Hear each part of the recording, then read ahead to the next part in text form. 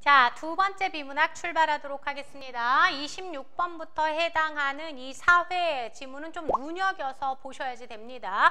최신 기출에서 반영되고 있는 어떤 법 조항, 그치, 어떤 법령들에 관한 정보들을 좀 깨알같이 주는 지문을 많이 지금 출제원에서 출제하고 있어요. 이 얘기는 뭐냐? 정보의 디테일한 파악, 그래서 문제를 풀 때 다시 계속 역으로 거꾸로 올라가면 시간 분배에 실패하게 하는 지문의 유형이라는 거 잊으시면 안 됩니다. 이 얘기는 뭐냐? 이렇게 디테일한 정보를 깨알같이 박아놓은 지문을 읽으면서 한눈에 들어오는 간단한 서머리가 반드시 있어야 된다는 거예요. 제가 칠판에 해놓은 이런 필기의 서머리를 본인들이 실제 시험 시간에 할 수는 없죠. 그러니까 읽으면서 바로 종류에 대해서 몇 가지인지 넘버링을 매기고 그 종류에 관한 특징들에 관해서 당연히 중요한 팩트에만 밑줄을 치는 한눈에 표시하면서 가는 흐름이 있어야 돼요. 다 기억할 수 없잖아요. 왜요? 낯선 조항들이니까요. 그럴 때 문제를 풀면서 적어도 그 자리에 바로 올라가서 찾을 수 있는 준비가 돼야 되는 지문 읽기가 돼야 된다는 거 잊으시면 안 됩니다.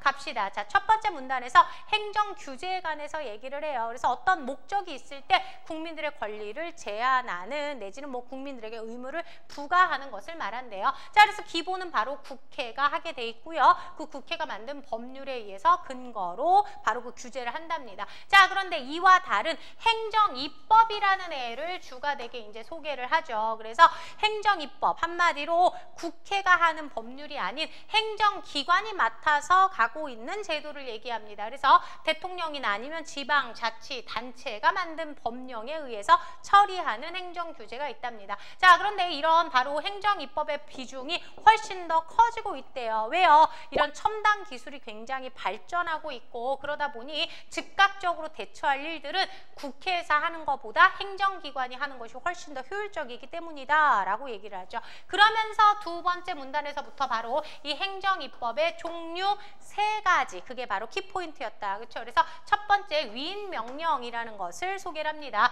국회가 행정부에다가 자신의 권한을 위임하는 겁니다. 그래서 행정부가 처리하는 것이죠. 자, 그래서 이 행정부는 바로 입법에 관해서 예고를 하고 공포하는 그런 절차를 거쳐야지 된다라고 합니다. 그런데 이 위임 명령 중에서 포괄적 위임이라는 애를 그치 제시를 해줘요. 자, 포괄적이라는 말 자체에도 들어가 있죠. 그래서 범위에 관해서 딱 한정시켜 놓지 않고 위임해 놓는 경우래요. 자, 그런데 범위를 정해놓지 않은 상황에서 어떤 규제를 하다 보면 그치 법에 접촉되는 사안이 있을 수 있다는 분명히 단점이 있죠. 그래서 제안을 해놨어요. 첨단 기술의 관련성이 크다면 이 범위를 좀 넓혀서 포괄적 위임할 수 있다라는 거예요. 그러면서 다시 한편이라는 단어 눈여겨서 보셔야죠. 그럼 이제 더 이상 포괄적 위임이 아니라 다시 위에서 말한 위임 명령에 관해서 말하겠다라는 거죠. 그래서 위임 명령 중에서 첫 번째 법률의 범위를 벗어났다거나, 그치? 그 다음에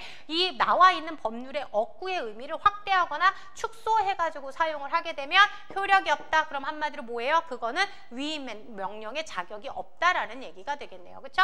자, 그 다음에 두 번째 행정입법에는 바로 행정규칙이라는 아이가 있답니다. 자, 행정부가 직제하거나 사무를 처리하는 절차에서 발동되는데요. 일반 국민에게는 적용되는 게 아니죠. 자기네들이 일 처리할 때 적용되는 것이니까. 그래서 위임받지 않아도 그치 유효하고요. 그렇죠? 그리고 절차하고도 절차 거치지 않아도 행정규칙은 적용될 수 있답니다. 자, 그래서 어떤 케이스에 이러냐? 위임 명령으로는 즉각적으로 대응할 수 없는 경우에는 그치 이런 위임 없이 절차 없이 바로 행정규칙 들어갈 수 있다라는 겁니다. 그래서 바로 재정 주체만 법률에 따라서 지정해 놓고 나머지는 이 행정부나 이 행정기관에서 절차 없이 그렇게 바로 처리 들어갈 수 있다라는 얘기를 하네요. 자, 마지막 세 번째 종류인 조례를 얘기합니다. 지방의회가 제정을 하는 것이래요. 자, 그래서 당연히 지역의 특수성이 반영이 되겠죠. 그래서 이 법령도 법률에 그치 바로 국회가 만든 법률에 근거하지만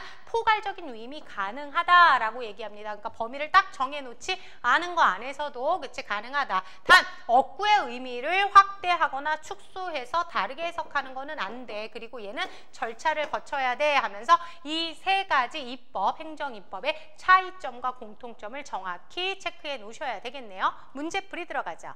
29번 가도록 하겠습니다. 활용 문제로 살짝 난이도가 있었어요. 그런데 기본으로 들어가면 상당히 쉬웠던 게 가에서 말하려는 게 바로 뭐예요? 이 국회가 제정해 놓은 그치 국회에 바로 이 근거가 되는 법률 조항을 얘기하는 것이죠. 그쵸? 자, 그런데 나에서 얘기하고 있는 건 뭐예요?